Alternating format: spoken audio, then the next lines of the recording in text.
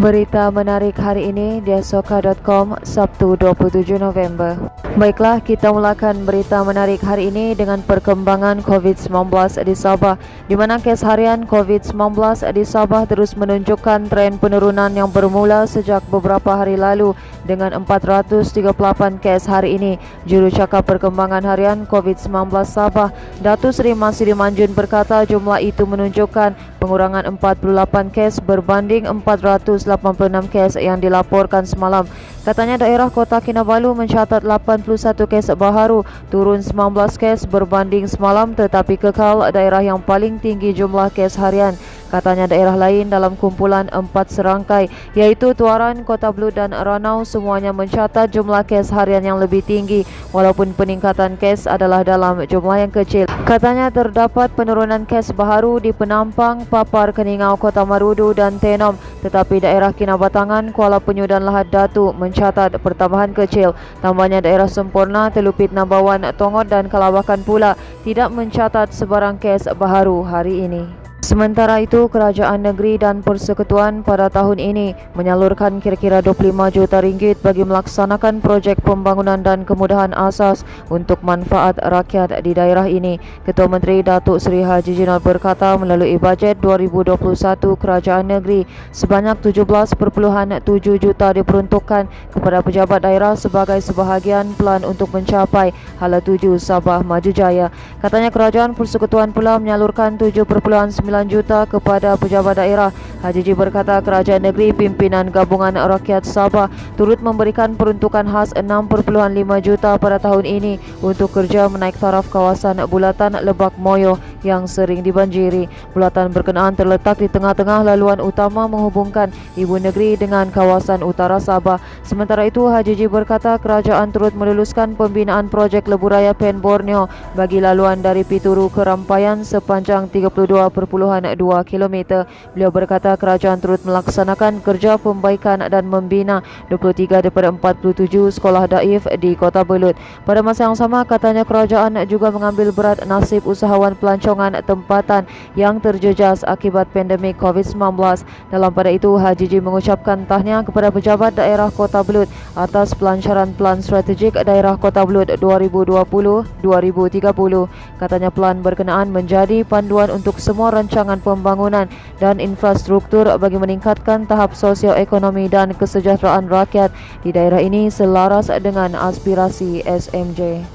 Manakala Angkatan Bersatu Anak Muda Armada Tuaran sudah bersedia menarik sokongan golongan muda untuk misi menghadapi pilihan raya umum PRU akan datang. Ketuanya Muhammad Ghazali Haji Ji berkata usaha itu dilaksanakan bersama armada negeri sejajar dengan penambahan pengundi anak muda khususnya di Tuaran.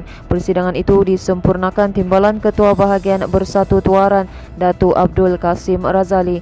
Ghazali berkata armada Tuaran melaksanakan pelbagai inisiatif membantu rakyat khususnya golongan muda termasuk mengagihkan bakul makanan kepada mereka yang terjejas.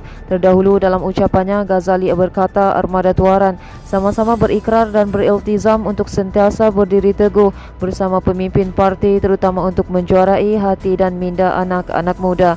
Tegasnya undi anak muda amat signifikan dalam meneruskan perjuangan parti. Beliau berkata Bersatu mengakui dan menerima hakikat bahawa Perikatan Nasional tewas pada pilihan raya negeri Melaka, namun jika PRN itu menunjukkan tren peningkatan undi calon PN yang berjaya mengurangkan majoriti undi parti lain.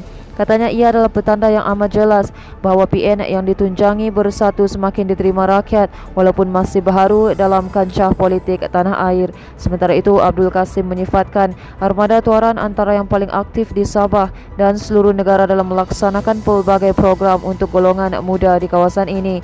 Katanya armada Tuaran yang diketuai Ghazali bergerak hampir setiap hari dan minggu melalui pelbagai aktiviti yang dianjurkan hingga ke kampung-kampung. Beliau turut mengingatkan rakyat pula terus mematuhi SOP khususnya penjarakan fizikal memandangkan pandemik COVID-19 masih berlaku.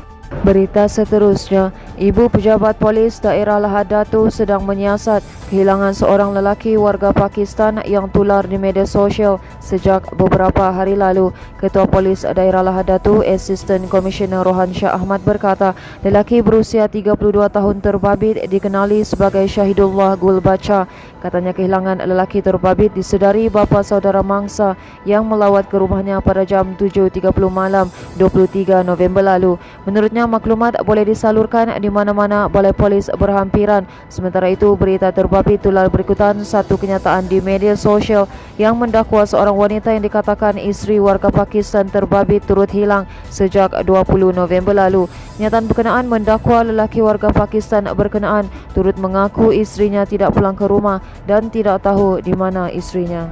Baiklah, ini merupakan berita terakhir dari kami, di mana pasukan Pantai Barat Selatan akan berentap dengan Zon Tengah dalam perlawanan separuh akhir kejohanan bola sepak Safa Piala BMR B18 2021 di Padang Sintetik Likas pada jam 8 pagi esok. Pasukan pedalaman atas pula akan bertemu Pantai Timur Utara dalam satu lagi perlawanan separuh akhir di Stadium Penampang juga pada waktu yang sama pagi esok.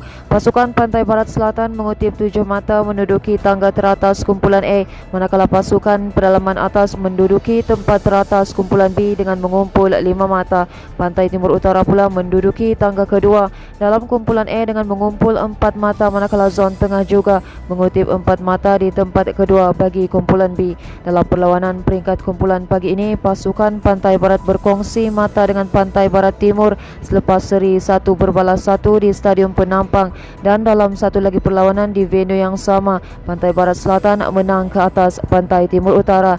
Di Padang Sintetik UMS, Pantai Barat Utara seri 0 berbalas 0 dengan pedalaman atas, manakala Pantai Timur Selatan mengalahkan Zon Tengah 1 berbalas 0.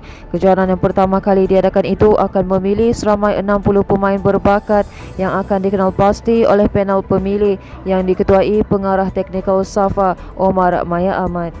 Baiklah, itu sahaja yang dapat kami kongsikan setakat ini. Teruskan bersama kami untuk mendapatkan berita komprehensif hanya di diasoka.com.